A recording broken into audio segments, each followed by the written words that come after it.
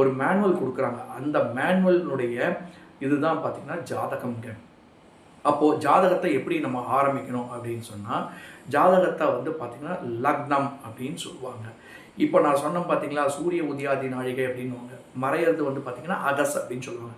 இந்த சூரிய உதயாதி நாழிகையை வச்சு கலரஞ்சி இருக்குன்றது பார்ப்போம் ஆக்சுவலாக. அதை பேஸ் பண்ணி இந்த லக்னம் அப்படின்னு சொல்லி ஃபிக்ஸ் பண்ணுவாங்க ஆக்சுவலாக. ஃபார் எக்ஸாம்பிள் வந்து இந்த தனுர் மாதத்தில், அதாவது வந்து டிசம்பர் மாதம் 15 தேதிக்கு அப்புறம் ஒரு குழந்தை பிறக்குது அப்படின்னு சொல்லி பிளான் பண்ணணும் அப்படின்னு சொன்னால் இருக்குது அப்படின்னு சொன்னால், இதனுடைய ஜாதகத்தில் வந்து லக்னம் எங்கே விழும் அப்படின்னு பார்த்தீங்கன்னா தனுர் மாதத்தில் தான் விழுங்க. ஃபஸ்ட்டு லக்னமே பார்த்தீங்கன்னா ஆரம்ப லக்னம் சூரியன் எங்கே இருப்பாருன்னு பார்த்தீங்கன்னா தனுர் லக்னத்தில் இருப்பார்.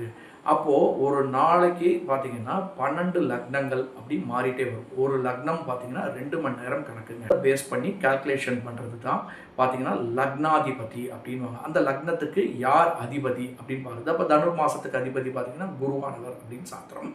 அப்போது அந்த நட்சத்திரம் யாரெல்லாம் இருக்காங்க அப்படின்னு வரும் பார்த்தீங்கன்னா மூலம், பூராடம், உத்திராடம். ஃபார் எக்ஸாம்பிள் இன்றைக்கி டிசம்பர் மாதம் எடுத்துக்கிட்டோம் அப்படின்னா மூலம் 4 பாதமும், பூராடம் 4 பாதமும், உத்திராடம் 1 பாதம். டோட்டலாக வந்து பார்த்திங்கன்னா 9 பாதங்கள் வந்துடுறது. இதை வந்து